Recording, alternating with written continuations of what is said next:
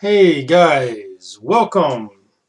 I've got a lot of currently in progress LPs, and I'm going to be getting back to all of them throughout this month.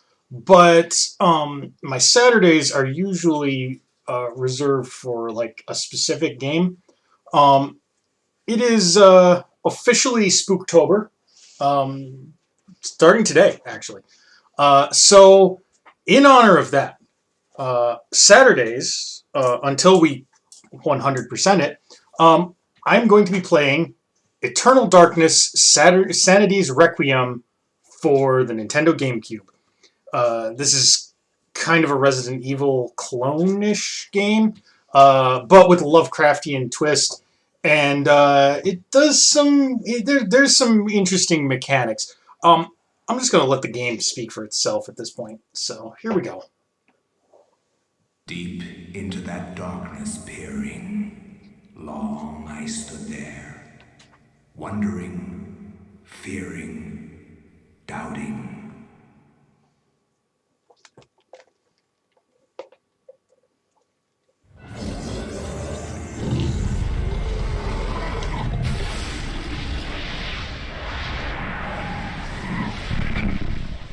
Nintendo. So this was not a launch title for the GameCube, but very close. You too will come to understand fear as I have. And Silicon Knights. This is literally their only good game. We'll get into Silicon Knights, I'm sure, at some point because there's a whole story there.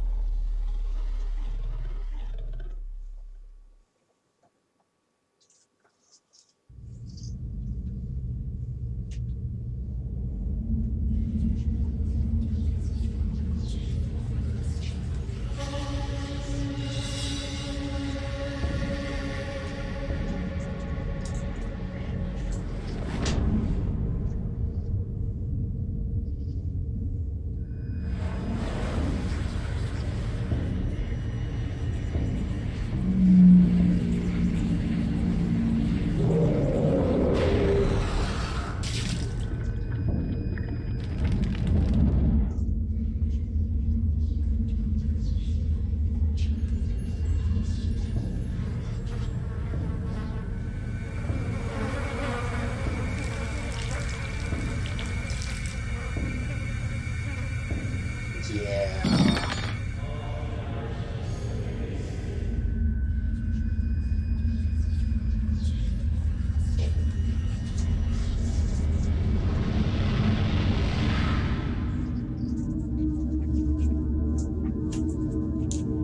All right.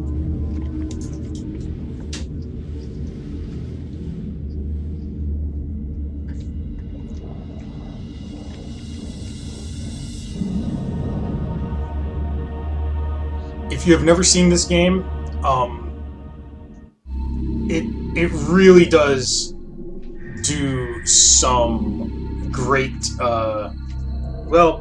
You'll see. Start game. All right. Yeah. Retry. Oh, okay. Proceed to continue. Flesh, bone, bound together with the oddest magical incantation. This wretched book is where it all began so long ago. Before time, before humanity. I am Dr. Edward Roivas. I am a clinical psychologist. I am also dead. Well, everybody's This got is their not my problems. story, nor even the story of the Roivas family. It is the story of humanity. Like it or not, believe it or not, as you will.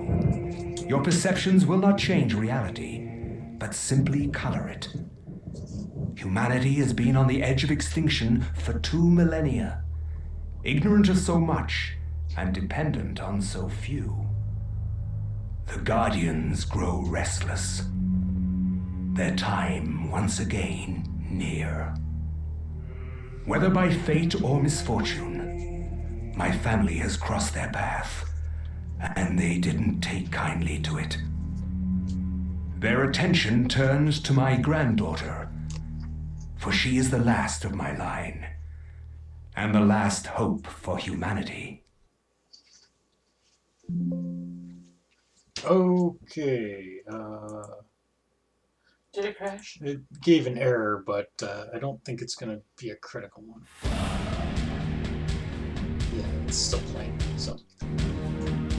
Okay.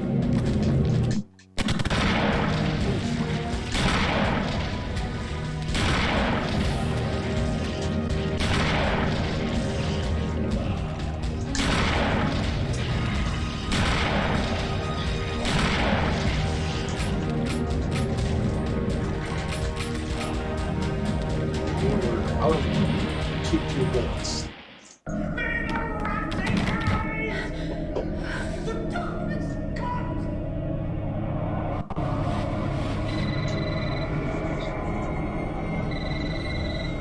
Remember me, Alex.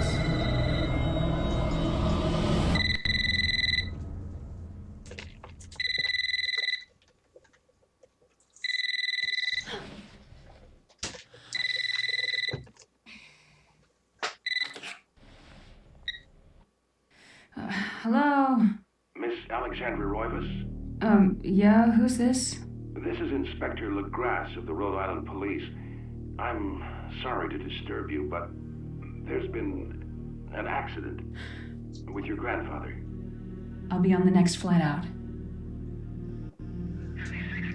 Roivas Family Estate, Rhode Island.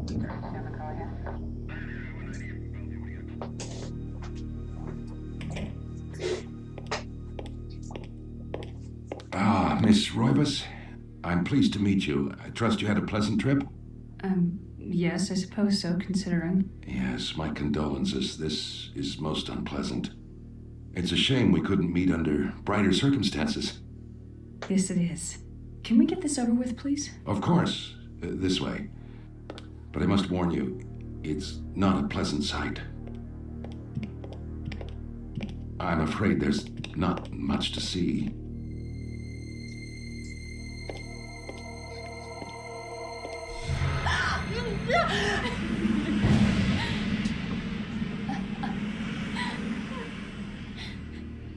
Miss Roivas, is that your grandfather, Edward? Yes, it's him. He's wearing our family ring. I don't understand. Why are you showing me this? Can't you check dental records or something? What is wrong with you? I'm sorry. It's my job, lady. You're the only living relative, and no, we can't check dental records. There's no head. None of this makes sense. There's no sign of intrusion, and there was certainly a lot of force used here. I have never seen anything like this in my 20 years on the force. We have no evidence except for the body, and what's left doesn't say much. We don't have a single clue. Well, you better find out who did this. I'm not leaving Rhode Island until you do. There must be some clue in this old mansion revealing what happened. I want answers. So do I. I wish I had some. 2 weeks later. Shocked by her grandfather's mysterious death and frustrated at the incompetence of the local police, Alex vows to uncover the truth. She decides to search the mansion, the place where Edward conducted his research. If there was a tie to his past, and possibly a tie to his murderer, it would be here. So, we are Alex Roivas, and Wasn't there a case, like, of an old couple who was, like, murdered? They never found his head. Like, the one guy's head. And nobody knows who did it. There's, like, 0 leads. I do not know. The call of the mansion beckons to Alex, drawing her back to uncover the family secrets it hides. Alex will not leave till she has learned what happened to her grandfather. The graphics in this game were pretty good for its day. They look really dated now, but the last weak rays of sunlight fight the shroud of darkness. It lends an eerie feel to the last few weeks' events. As the sun sets, Alex will be alone in this house, with nothing but the spirits of old for company.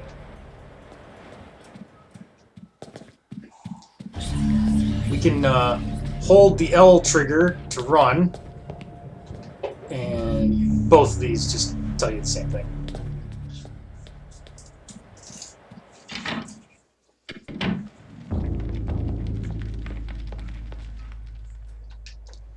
A wooden plaque is fastened to the door, taking the place of the lock. A colored sigil is carved into the wood above a wide slot. The slot is just wide enough to insert a narrow blade. Interesting. I like the lens flare. Yeah, and if you notice, Alex's head will like turn to look at things as you're walking around. Like if she sees something that's catches her eye, she'll turn and look at it. It's a nice way to identify like some hidden things in rooms. Yep. Hey, Luna. Oh God, yeah, I didn't update the stream thing. I never do. Well, whatever. A grand piano stands here, awaiting the hands of a decent musician. Unfortunately, Edward never really lived up to that description, and as such, the piano fell into disuse.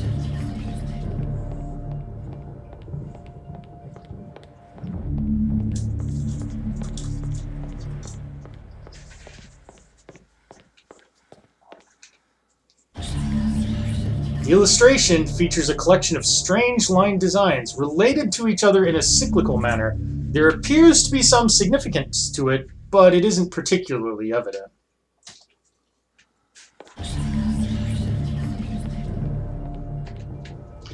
The table is set for one. Alex's grandfather. Edward's private nature meant that he never had many visitors, and this is the lonely evidence of it.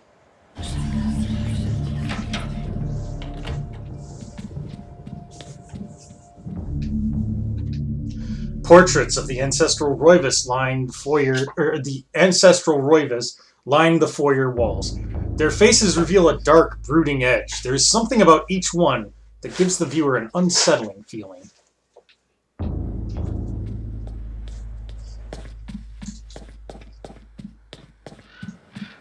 That leads to the library. We'll head down there in a second. This gives you the same description, but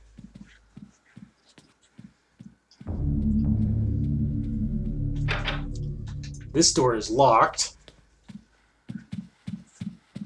Well, speaking of locks, we actually have on us the second floor key.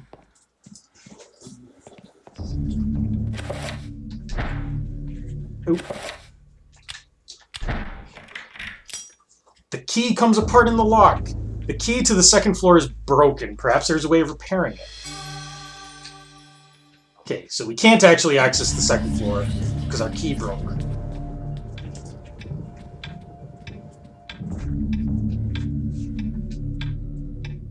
Another weird portrait.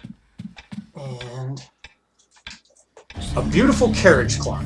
The hands appear to be stuck, yet the clock continues to tick, with the time permanently set to 3:33. There is a key in the back of the clock, presumably for winding it. Should Alex look at the key? Why would you ever not do that? Alex picks up the desk clock and pulls the key from it. However, there is something odd about the key. This isn't for winding it at all. It looks like a dresser key. Okay. So we will need that. Hi, darling. And hey, welcome, Anya. This is one of my favorite GameCube games and one of my favorite horror games. So It's sad that we lost our copy to the flood. yeah, sadly. Some of these things it'll allow you to like get details on. Some of them you'll see you can examine it, and then a brass frame mirror is set into the wall. The mirror's direction can be adjusted by means of two crankshafts set below us, or set below it. A curious device. Is it related to the telescope in some way? Should Alex adjust the mirror? I'm not going to because we can't actually solve this puzzle yet.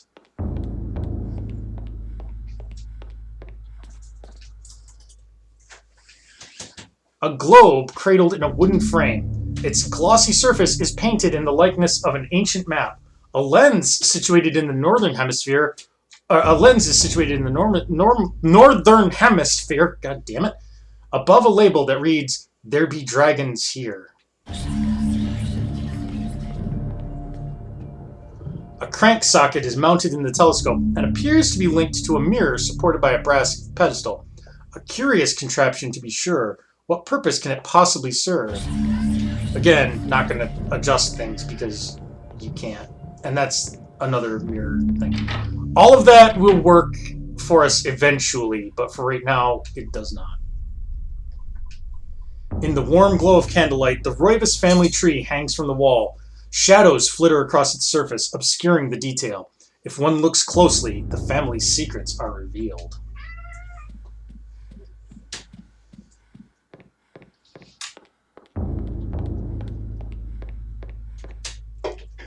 These books contain the history of the Roivas family, genealogy, birth and death records, deeds, and writs. The Roivas history is a troubled one. As Mediterranean immigrants, the early Roivas were shunned by other settlers in North America. Suspected of witchcraft, the Roivas were convicted during the witch hunts, forcing them into hiding. As memories faded, the Roivas rebuilt their lives.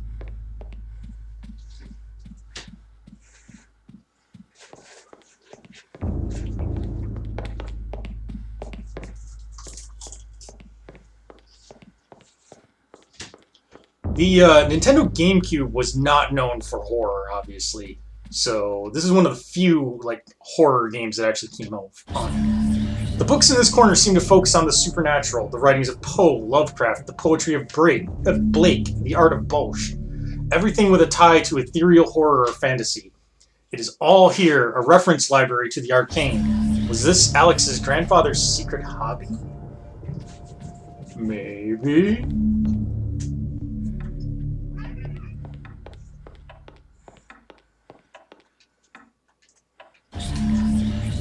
There's his desk there full of letters and stuff.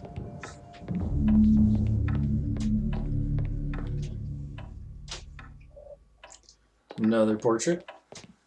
And a clock. This looming grandfather clock seems to stand ominously in the corner, gazing on the empty room with an almost patriarchal air. Use left and right on the control stick to adjust the clock hands. Should Alex adjust the clock hands? Why, yes, we should. So, if you saw the opening cutscene, Alex was woken up at 3:33. The carriage clock in the entryway is set at 3:33. Let's set this one to 3:33.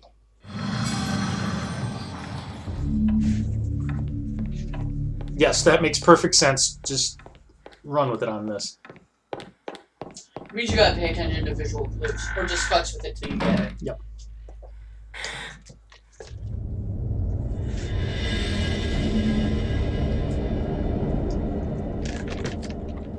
Okay.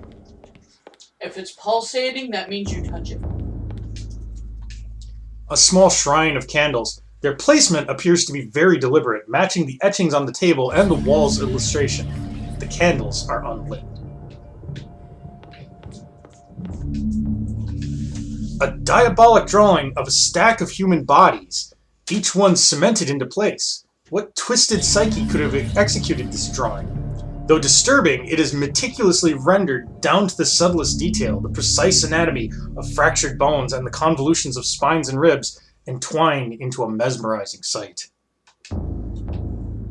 And yes, it does automatically open when you hit 3:33 on you. An ancient Roman weapon, a gladius, is on display above the fireplace mantle, another token of eclectic junk.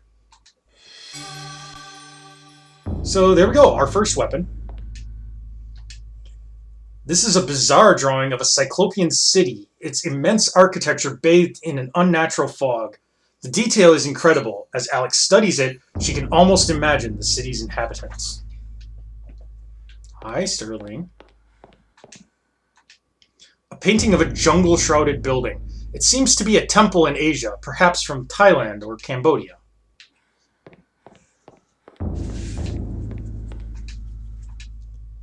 This looks like some kind of mask. The face is serene in composure, with a faint hint of a smile tugging at the corners of the mouth, and the eyes closed in deep meditation. I mean, it looks like it's ready to suck dick, but... This Gothic cathedral is silhouetted against a stark light. The image is vicious and devoid of subtlety. Every brushstroke echoes the spikes of the architecture, imbuing a violent feeling, as though the building itself is a harsh imposition on reality. A grim picture indeed. An aged page set inside a glass frame hangs on the wall. An insane scribbling covers the page, incomprehensible to Alex. Perhaps, if Alex had some kind of tome, it could be deciphered. And, of course, a large, leather-bound antique book rests upon the cluttered desk. Should Alex read the book? Obviously, yes.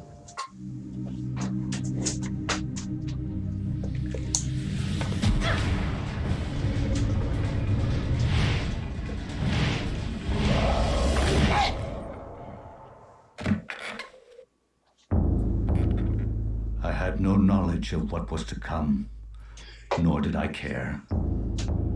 How the knowledge changed me, it will also change you. As you read this, you will come to learn fear as I have. You too will come to understand, or you will perish. So, To think that once I could not see beyond the veil of our reality, to see those who dwell behind. My life now has purpose, for I have learned the frailty of flesh and bone. Ancient Persia, 26 I BC. was once a fool.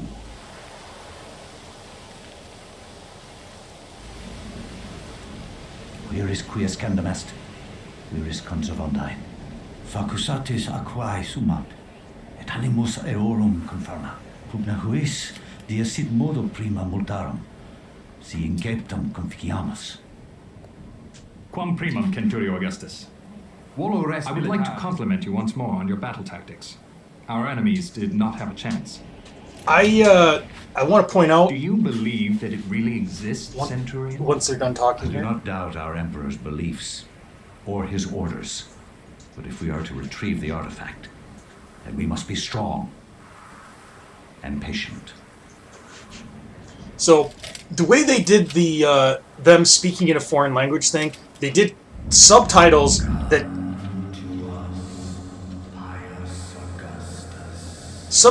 just faded into them speaking English. I love that, and I wish more movies would use that. It's like these people are speaking Latin, but we know you don't understand Latin, so...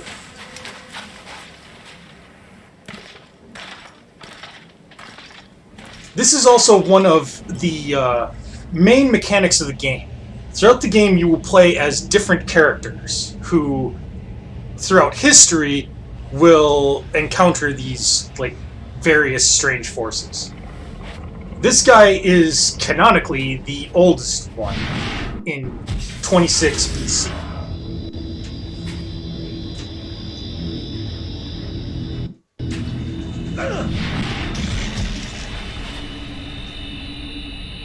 And this serves as the tutorial stage.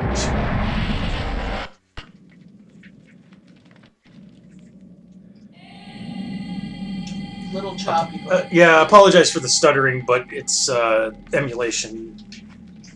The dais on the floor is finely crafted, inlaid with gold and gems that Pius can't identify. A strong linear design is situated in the middle, and it is equally unknown to the Roman soldier. He has a gladius. We have a map. This screen right here allows us to watch cutscenes if we want to. This is our options page, and then back to here. Every character is going to have different equipment and stuff because, you know, they're different.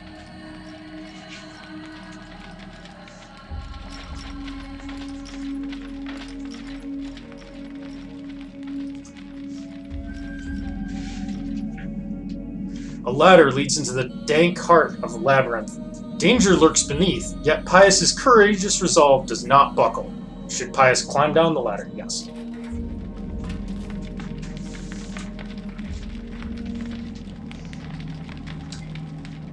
Okay, a couple of corpses.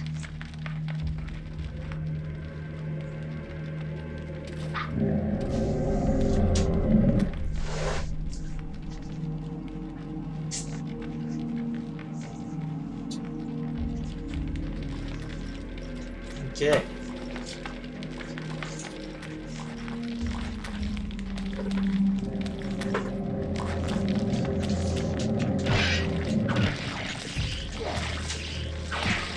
Combat in this game is pretty easy.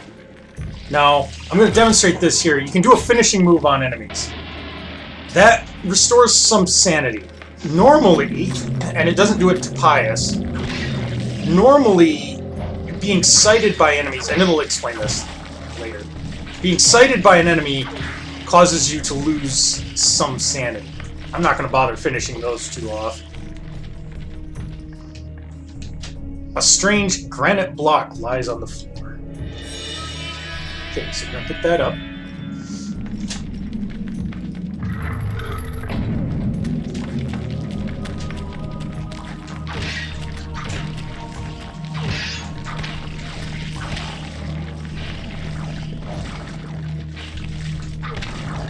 As you can see, these skeleton-looking guys are not a big deal. Alright, so we got the red granite block, we got the green granite block.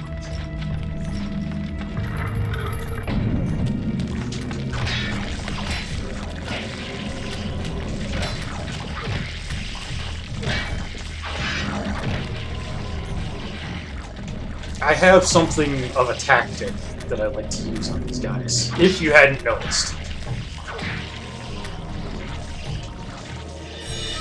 And Decapitate, dismember, disembowel. yep.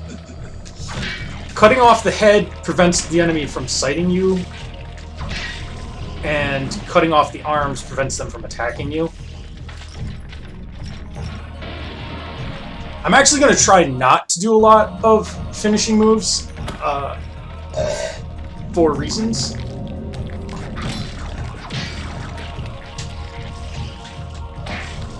But the tutorial is just to show you how to play. Yeah. Get a feel for what enemies do and how to take care of them. Yep. Come on, man.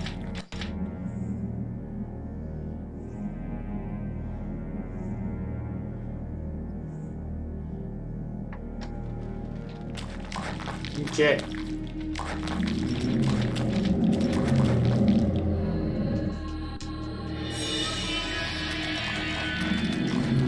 I'm gonna try to do this without fighting these guys. So, use the correct colored block on the correct colored place. The correct colored sigils. Yeah, I think that's... Oh, no.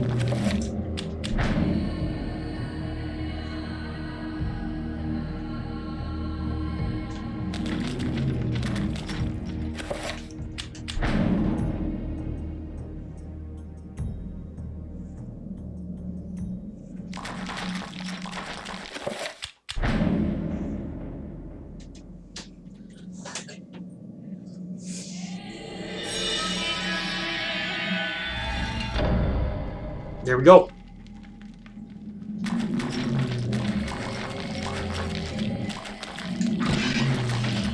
You'll see the difference, though. That guy without the head basically won't follow me, and he just flails wildly. So, removing the head is always a good idea. And now, because we did that puzzle, we can go through here. This is actually going to teach us how to do targeted attacks, which I've already been doing. Pius, you must prove your worth by destroying this statue. Pressing R trigger will enable Pius to select which target to attack. Releasing R slightly and then pressing it again will cycle between multiple targets. Pius can attack specific body parts while locked onto an enemy by moving the control stick and pressing A. Use up to attack the head, use left and right to attack the arms. As you can see, he's got different attacks that he does, and every character is like this with every weapon. They have different attacks that they do depending on whether you're doing a targeted attack or just a wild swing. Some weapons it's actually better not to do targeted attacks on.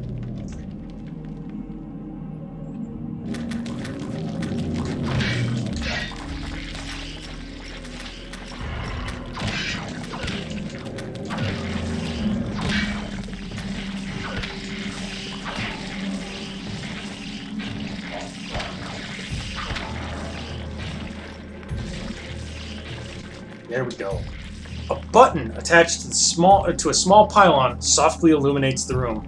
A bizarre energy seems to radiate from it. Should Pius press the button? Yeah, always press the button.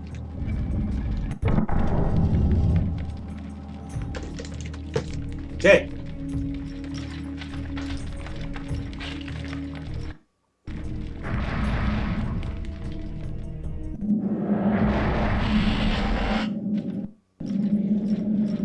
And that takes us to this chamber right here. Now this is where we choose which enemy we're going to face. An effigy resembling a warped angel shaped from dark green emerald hovers effortlessly above the pedestal. Should Pius claim this artifact? Shaped like a delicate dome, a pale blue statuette floats gracefully above the pedestal. Should Pius claim this artifact? Jellyfish! We're going to go with probably the hardest one, which is this one. A strange sculpture resembling a red-clawed worm mysteriously floats above the pedestal. Should Pius claim this artifact? Yeah. We'll claim this one.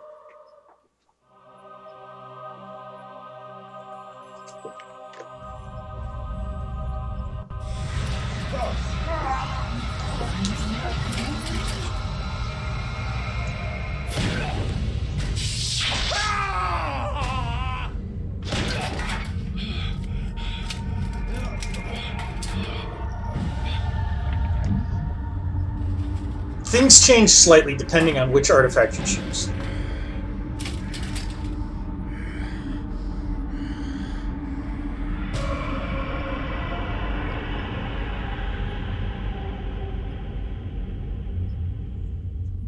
Eons have passed since then, and I have learned much. Chaturga's power filled me, invigorating my dead body.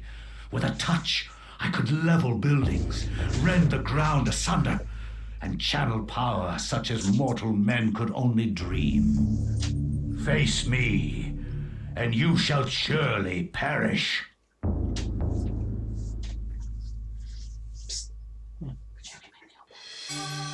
Okay, now we have acquired the Tome of Eternal Darkness. Great. We can equip this, by the way, but we're not. I'm not going to bother. I want to see if the save function is going to work here. Yeah. Okay. Cool. You'll probably still shortcut save though, yeah? Yeah. Strangely, with the Tome of Eternal Darkness in her possession, Alex can read the page. It is a chapter page from the tome itself. Should Alex take the chapter page? Yes. Alex has found a chapter page entitled The Binding of the Corpse God.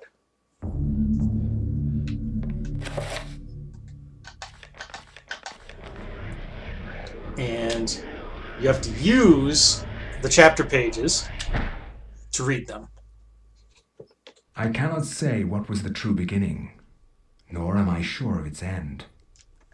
So perhaps here is the best place to start.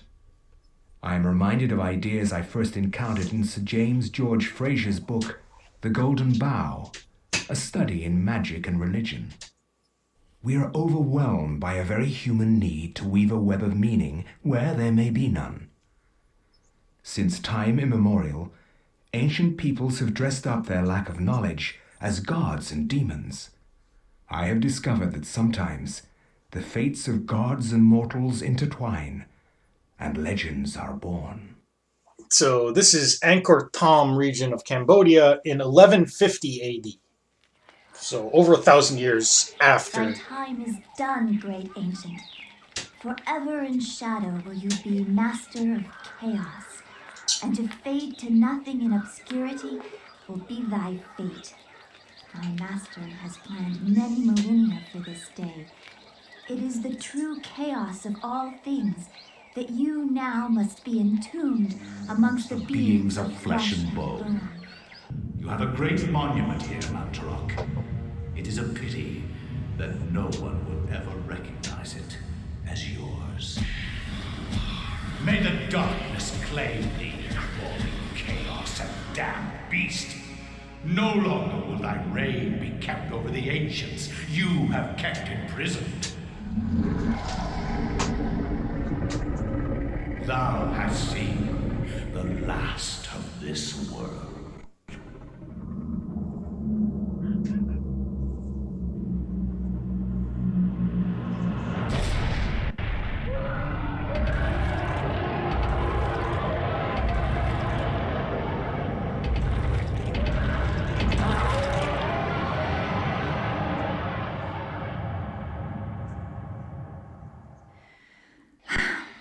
Not even these mythical fables can keep me amused.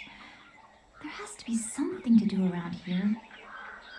I only wish something that fantastic and of higher purpose could happen to me.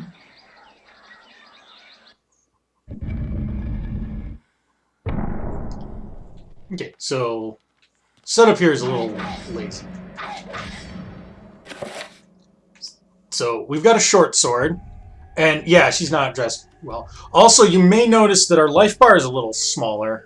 Each character has different sized health bars and other such things.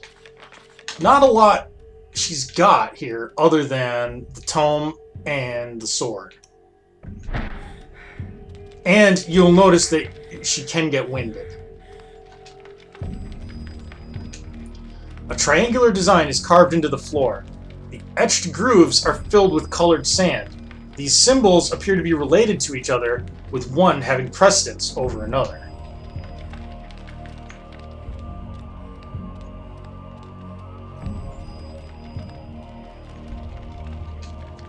A statue of a goddess, delicately sculptured from sandstone.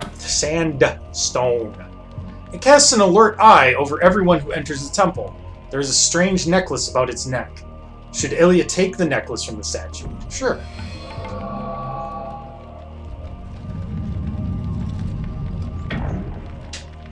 This necklace can be used to heal Ilya. Make sure that Ilya does not move when the spell is being cast.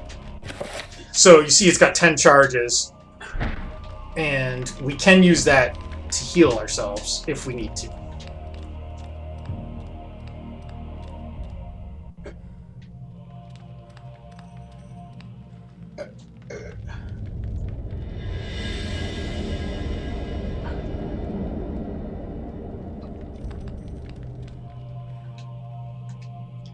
Engraved on the floor is a striking design featuring the sun sinking below the edge of the world.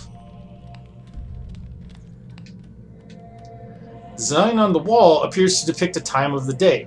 Perhaps the candles do too? Okay. Simple enough.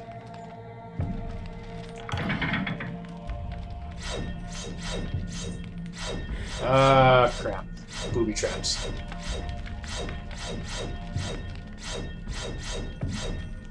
So, avoid the differently colored squares as much as possible.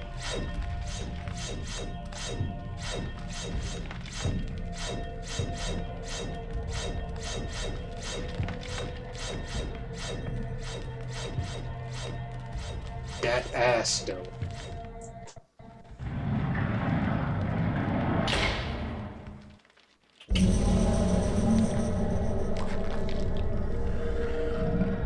When located by creatures, a sanity loss occurs, causing a decrease in the level of the sanity meter and the character to pulse green. Beware, sanity loss affects perception and eventually health. Okay, yeah, blah blah blah. That's just saying what we already knew. Now, if we finish him, there, we recover a bit of sanity. That'll be way important later. Yes. Engraved on the floor is a striking design featuring a brightly burning sun. And a bronze necklace sits atop the clay urn. Let's pick that up.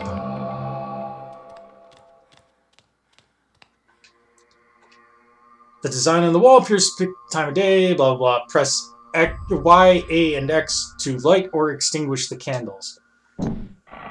So we just want only the middle candle lit because it's the midday design.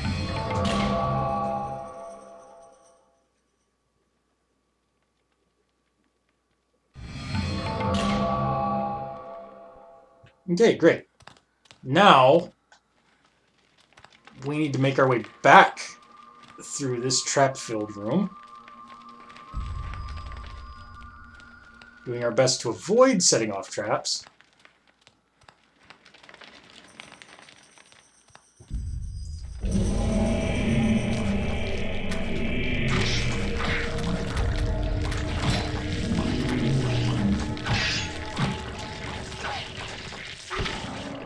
Now these ones I'm not going to do finishing with.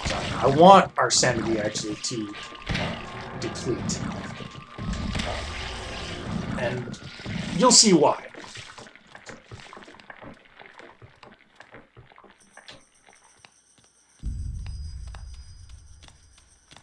Okay. So now we can use this bronze necklace to replace the strange necklace, and it'll reopen that door that closed off. You don't need to take the strange necklace, by the way, but like you probably want to, because she doesn't have any other way of healing.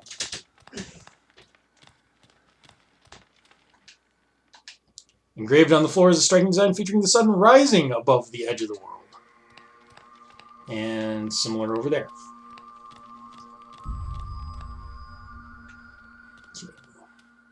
And once again, we want to try to avoid stepping on the trap tiles.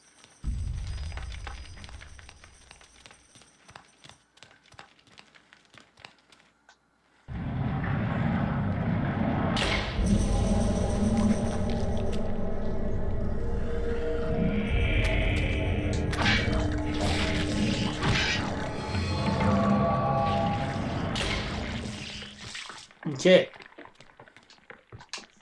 Engraved on the floor is a striking design featuring a starry sky filling the heavens.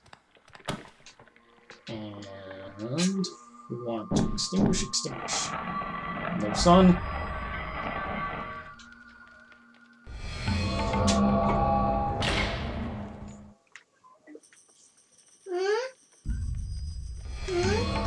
This unlocks the pathway that we couldn't otherwise get to, which I believe is this way. Yeah.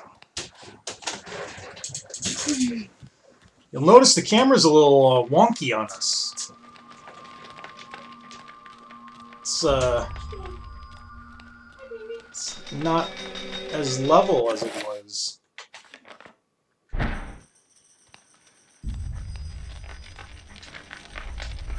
A small pedestal covered with decorative etchings stands before the wall. The blowgun upon it must have some special significance for it to be the focal point of this display.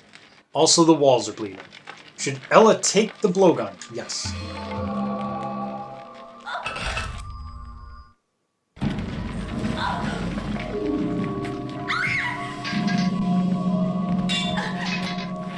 Crap. Well, there goes our primary weapon. A secret passage in the temple.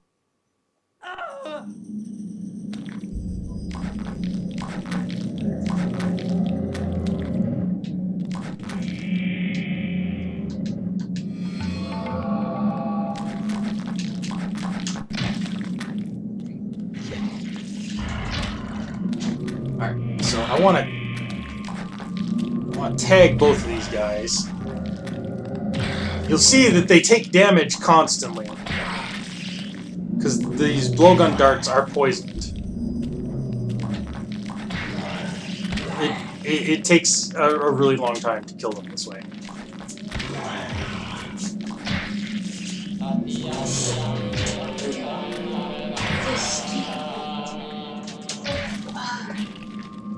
We've only got like 100 blowgun darts.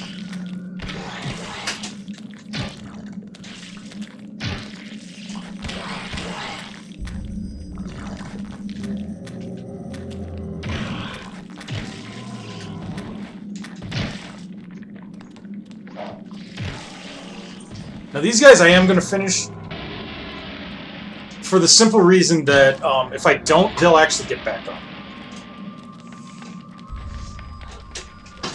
The guard is grateful for Ilya for saving his life. In return, he offers to repair Ilya's broken weapon as a gesture of thanks. Yes, please.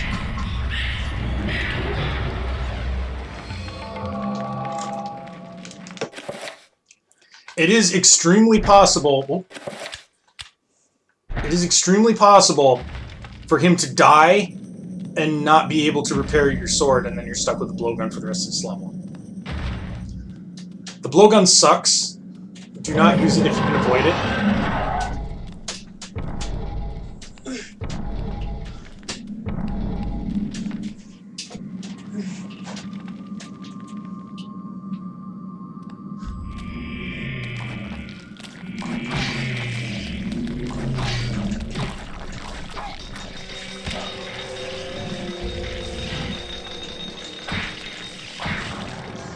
You've probably noticed by now that there are different types of zombies. There's a hole in this device, as though something can be inserted, perhaps a key or a lever. The different zombies are actually, like, mechanically different. This mural depicts a skeletal demon befriending the ancient Khmer people by denouncing one of their fertility gods. That is a hell of a god.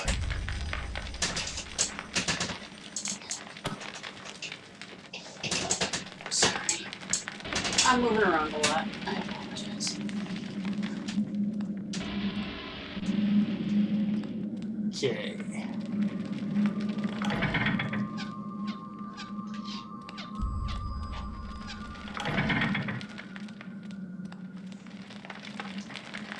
Trying our best not to trigger traps if we can trigger it.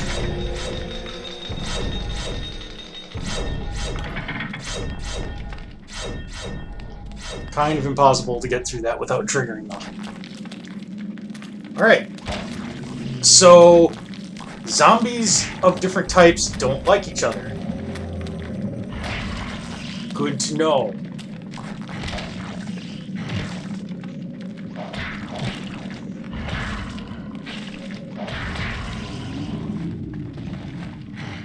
Just kind of let these guys do this for us. Cool.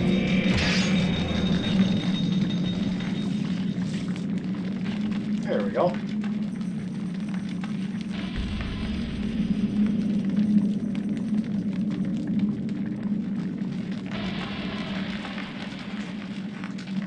This mural depicts one of the ancient Khmer deities being tortured and killed by a skeletal demon. Oh yeah, we saw that in the cutscene.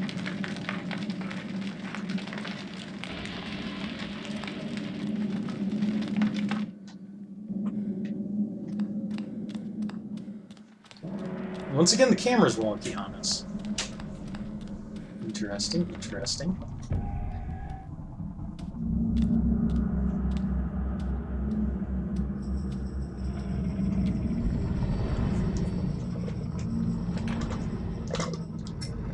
Stop. Don't go near it.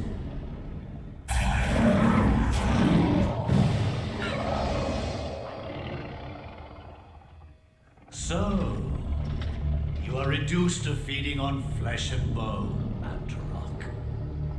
How the mighty have fallen. You will surely fester for millennia to come. A slow and torturous fate for thee. You had best leave, young fool, or you will find yourself as food for the dead god.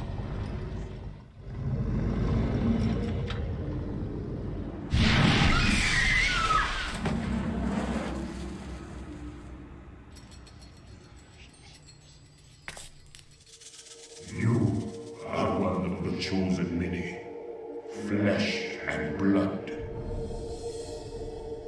It is now your destiny to fight the eternal darkness. I give you a gift in return for an obligation. The gift is your life, sweet dancer. The obligation is this. You hold one of Mantarok's hearts, the essence of a corpse god. Discernment is a source of great power. From those people, you must defend it, lest they use it to destroy what little brightness your world has left in it. Guard it well.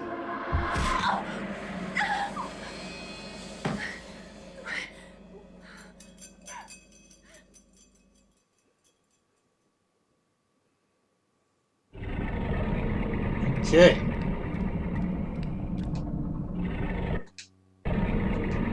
A metal staff is held in the arms of the statue. You might think the metal staff is a weapon, but it is not. And I just want to go over here. You can look around. So this is Mantarok. He's one of the ancients.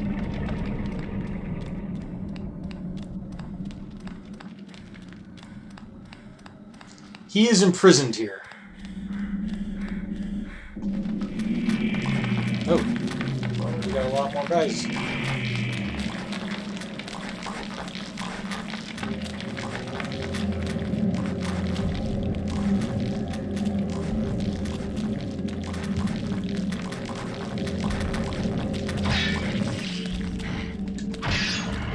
So red zombies are much tougher than other zombies, and they can regenerate,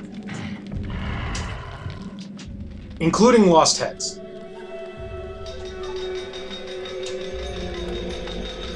So, you know, that's the thing.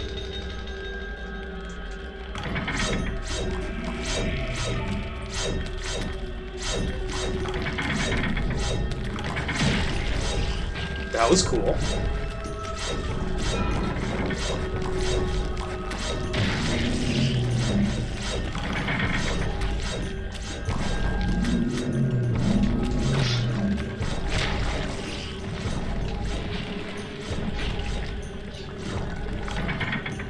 So, another thing we have learned, enemies can set off traps too.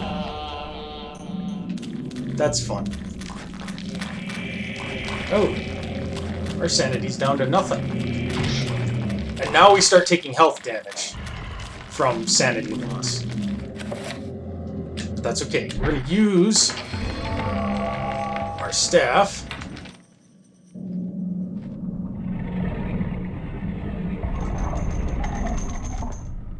And now that we've done that, we can just get out of here.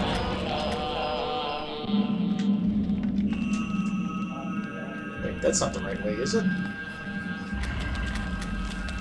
It is not. You got me all turned around. This is the right way. How can you tell that things are twisted? Yes. Yep, everything is all twisted.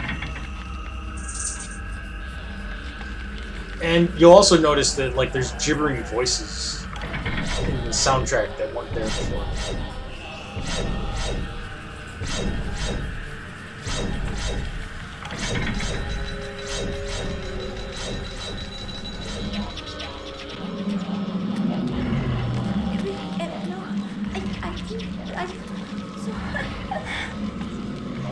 She's also gibbering. Yep, she talks to herself.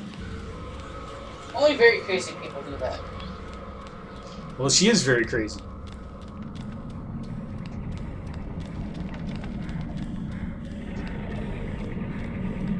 You can hear her panting sometimes, too. That's because I've had her running for too long. Statue of a human female bears witness to the monstrosity that fills the room. The porous stone of its body is covered with the effluvial grime that Mantarok has secreted over the years. That's lovely.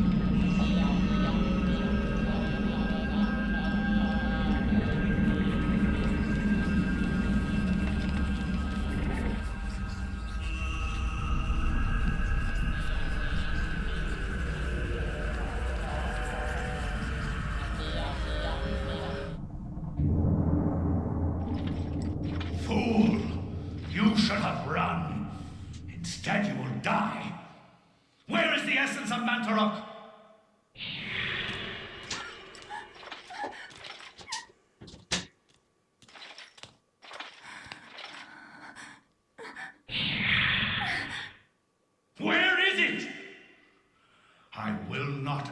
again, child. Very well, then. You will succumb to the horrors of Oblivion.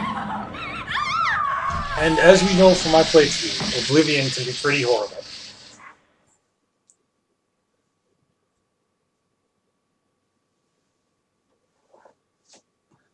By the way, don't get too attached to these characters because most of them do not have happy ends.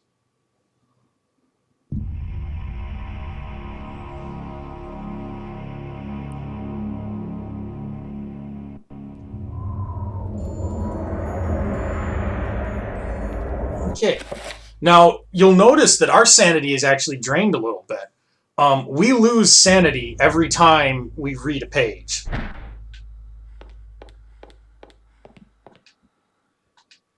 A small shrine of candles. Their placement appears to be very deliberate, corresponding to the etchings on the table and illustration on the wall. Some of the candles have been lit. Well, we don't want that one, and we don't want that one.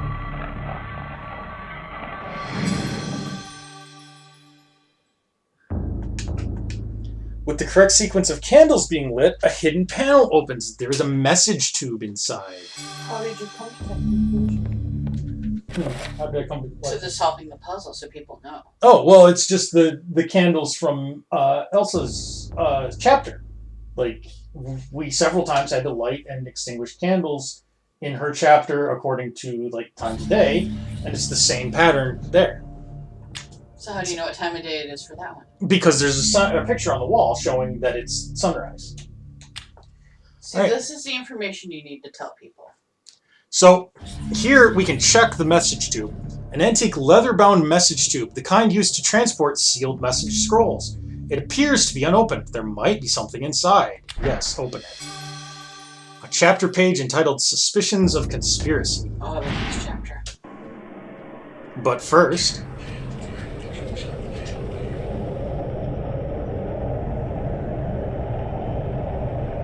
Your presence is long missed, my liege. I feel that my power is weakening from your absence. Yes, the power flows from me. Without me, you are nothing. My meditations reveal a flaw in our plan. There is no flaw.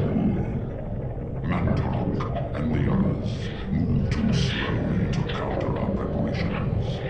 Once Mantarok is bound, its death will be prolonged for 1,000 years. Its fate will assure that the balance of power over the opposing ancients will remain in our favor. And with the Keeper nullified, my power grows stronger still. And what of its essence?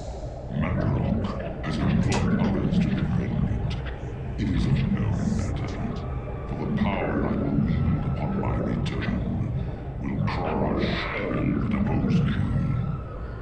Enough of this. What of this Charlemagne the Frank? Is he still a concern?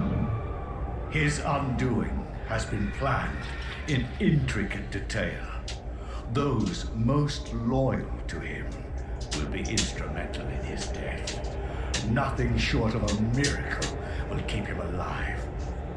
And there hasn't been one of those for a long time. Okay, now, you may have noticed that during that conversation, they referred to when Mantarok will be bound. As we saw from the last chapter, he was already bound in 1050 AD. So that conversation actually took place before the chapter that we just watched. This is one of the weird aspects of the game. These chapters are not linear.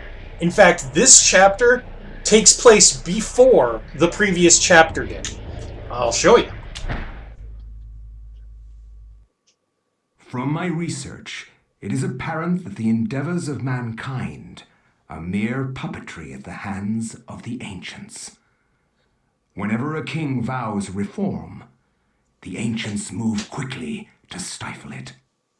Under the auspices of Emperor Charlemagne the Frank, the new Holy Roman Empire was at the height of its power. So, Amiens, France, 814 AD. So over 200 years before the last chapter. Hanc mit ad dominum et imperatorum nostrum, Carolum magnum francum. Deliver this to our Lord and Emperor Charlemagne the Frank. No one but him must see it. They are words for his eyes only. At once.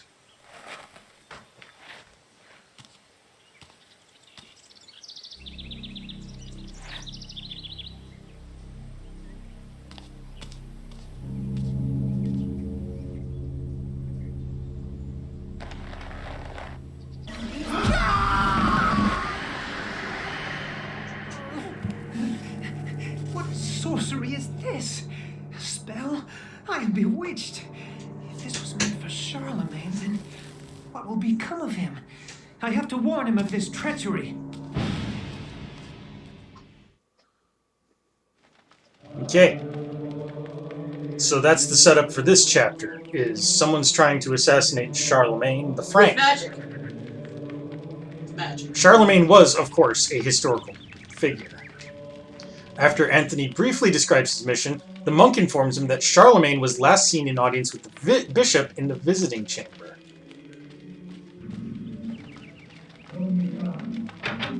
Muffled voices emanate from inside the bishop's visiting chamber. However, the door is locked, and Anthony will need the bishop's key to enter and gain an audience with Charlemagne.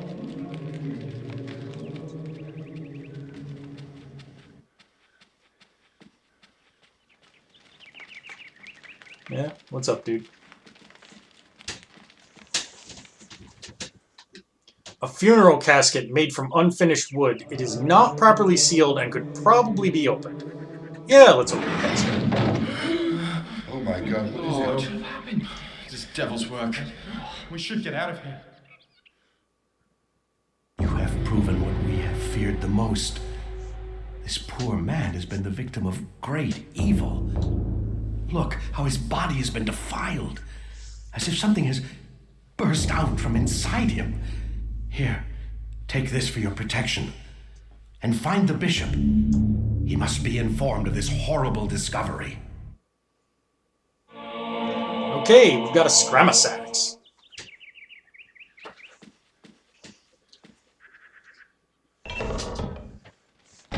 So, these weapons are actually like real historical weapons, and they're not usually like, you know, broadswords or axes or whatever. It's like stuff you've probably not heard of.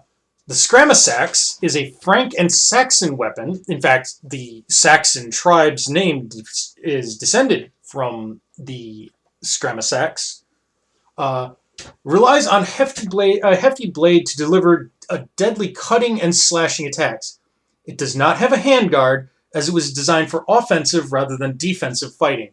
Now, I will point out that a real sax has a drop point, but only a single edge blade. And this one appears to be more like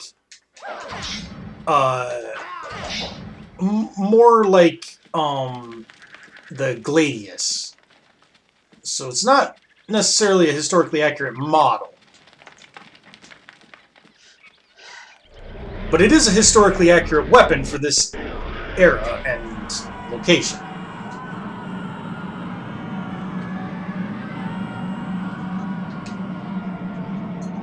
Aelia. Okay, she's a statue. Pius Augustus. Broken apart because he succumbed to the darkness. Several other places for people to sit, and then this thing. I love the effect, by the way, of the floor. Cradled in what appears to be a leathery hand lies a mysterious book. It is bound in human skin and intricately decorated with shrunken bones. It beckons and yearns to be possessed. Should Anthony claim the Tome of Eternal Darkness? Yes.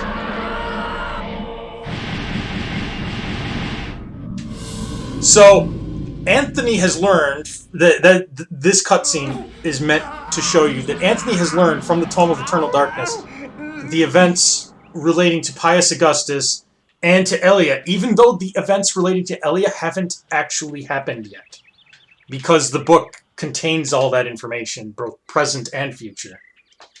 A blue urn rests on the shelf. Let's grab it. Yeah, meow. Yes. Oh, what's this? What's that A mean? mysterious gold medallion. It is 8:30 here. He is time. Yes, it is time for him. A mysterious gold medallion rests upon the desk. So we're gonna grab this. We just found using any credit cards and everything. Alright, we've got a circle of power. So this is great. It relates to spells, but we don't actually have any spells that we can cast yet. And we can examine this stuff. There's nothing to learn. Amongst the tomes and manuscripts, a book brings attention to itself. Oddly pristine on the dusty shelf, it doesn't quite belong. Should Anthony move the book? Yes.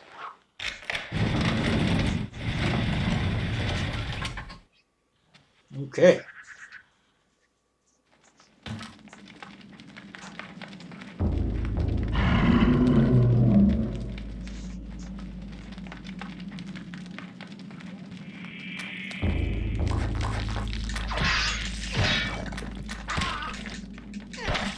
Green zombies,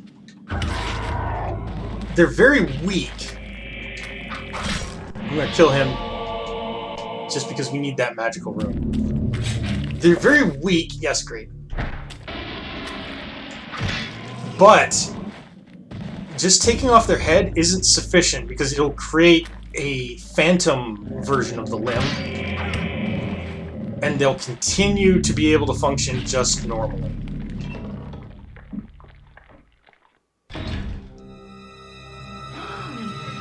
Green zombies can be killed instantly with the torch, however, which we are acquiring right now.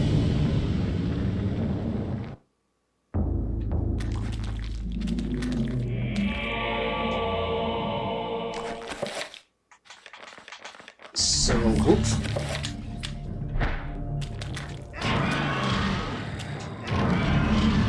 If you kill an enemy with the torch, you do not get an opportunity to perform a finishing blow.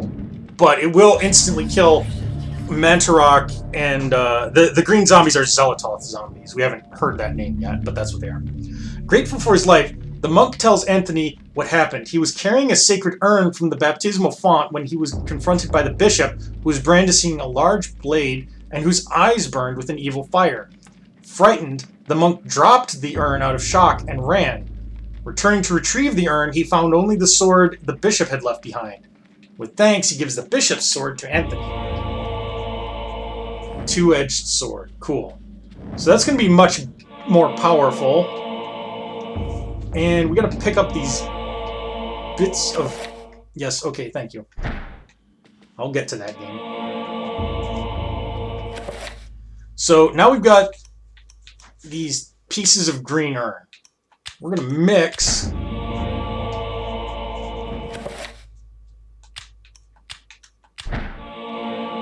to assemble a broken green urn.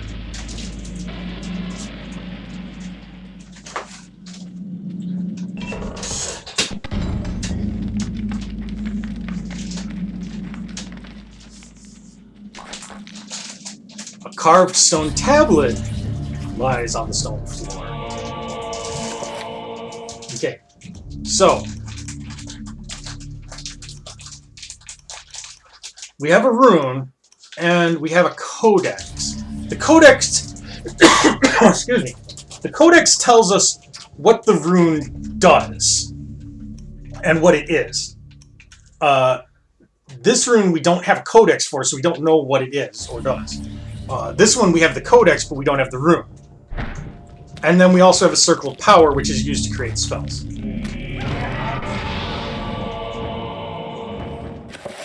Now, That's just all it is.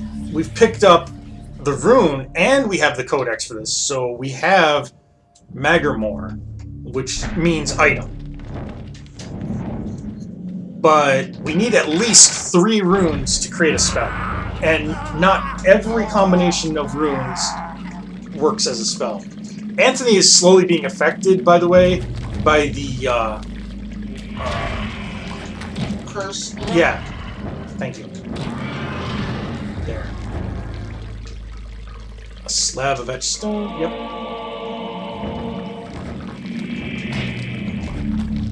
As you can see,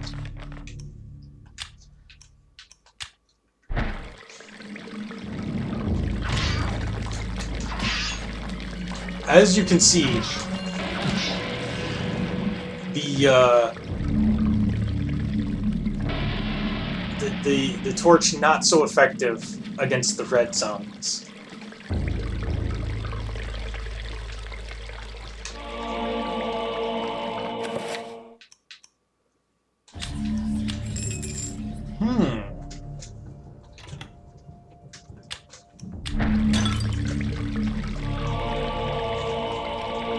Oh, we picked up a room. Interesting. Well, I did say that we needed 3 runes. We do have 3 runes now, so let's see if we can do this. Select alignment. Select rune.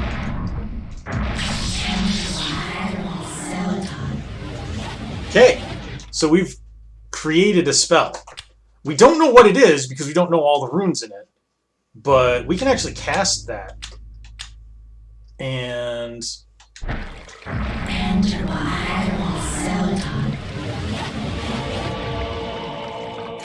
okay, yep, and then the magic meter.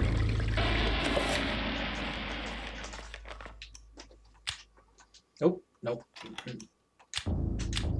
Once you have cast a spell once, you don't have, or created a spell, you don't have to rediscover it. Okay, so there. Now we've repaired both of our items. So we're going to use these. Dunking the urn into the foul-smelling fountain, it becomes filled to the brim with rank fluid. It is a lot heavier now and rife with fetchel. So there's a filled green urn. Filled blue urn. And the red urn was already filled.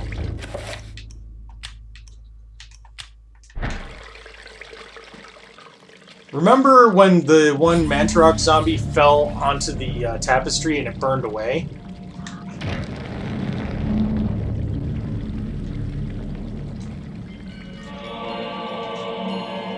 Ta-da!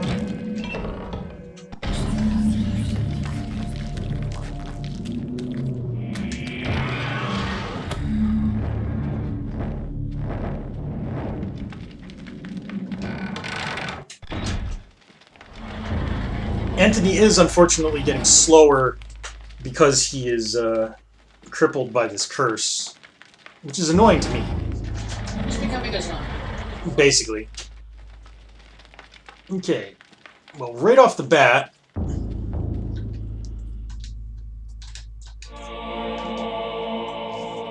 so now we know what that rune was. Antorbach, which is project. So, project item. These runes here only determine the alignment of the spell, which we'll get into. But for now, it's not relevant. And this, amongst the books on the table, rests an ancient scroll of what appears to be paper. That gives us enchant item. Okay, and yeah, blah, blah, blah. And it makes you go through all of this. Alright, we're gonna assign this to... Sure. So there, now we have that spell assigned. Religious text of an unspeakable nature, written in languages utterable only by monsters or corrupt humans. And here, an iron plate in the floor is carved with 3 curious circles. Dried splashes have marred its pockmarked and worn surface.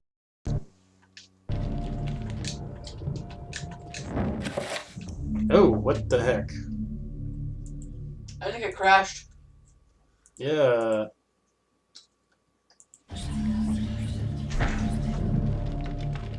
Well, that kind of sucks a little. Yeah, it kind of does. Hold on 1 second. I'm going to have to stop the emulation. Hopefully it'll come back.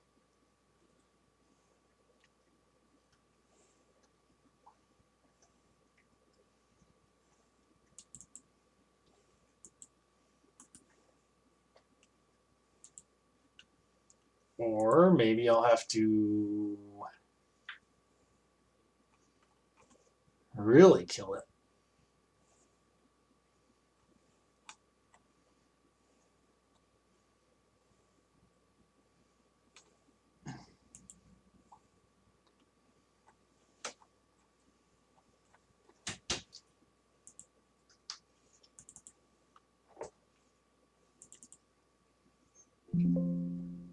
Okay, yeah. Deep into that darkness peering. Save state could not be loaded. Oh, that sucks, because I haven't saved in a while.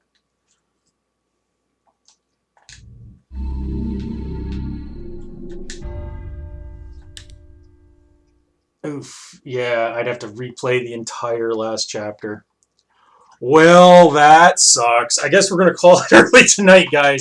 I apologize. I will play through this on my own and get us up to where we just were. And I've got to remember that this emulator is not super stable. But there's a lot more to this game still to come. It continues to get interesting. One of the things that I was really hoping I would be able to show off tonight, and I really haven't been able to, is that this game actually messes with the player themselves, like directly. If your sanity is low, the game will actually have strange effects, such as we did see bleeding walls, and we saw the slanted camera angle, but it can actually go through whole scenarios where it will tell you that your GameCube controller is unplugged, or it can act like it's muting your television, or any number of other like goofy effects that are directly designed to mess with you, the player, while you're playing the game, and I love it. It's really cool. As far as I know, no other game quite does that exact same thing with sanity. There's definitely other games that use sanity-like effects, but this one is pretty unique, and it really fits well with the Lovecraft theme. This game spans thousands of years, multiple characters. Most of them die, and most of them die horribly, which is pretty appropriate for Lovecraft mythos. It's really cool. If you guys have not ever seen this before, definitely pick up a copy and try it out. It is one of the better GameCube games. But thank you guys for watching. I apologize for the technical difficulties. It is what it is. You can always play, Mega Man and Bass. Yeah, I'm not going to do that. I'm not going to play Mega Man and Bass. It's October. It's time for spooky things and/or nightmares. Yeah, well, I mean that's a nightmare, but it's not a spooky thing. Anyway, thank you guys for watching, and like I said, next Saturday I'll have us back to where we were, and we'll be able to pick up from that room. So, lots more interesting stuff and more spooky games for this entire month. So stay tuned, and until next time, catch you later.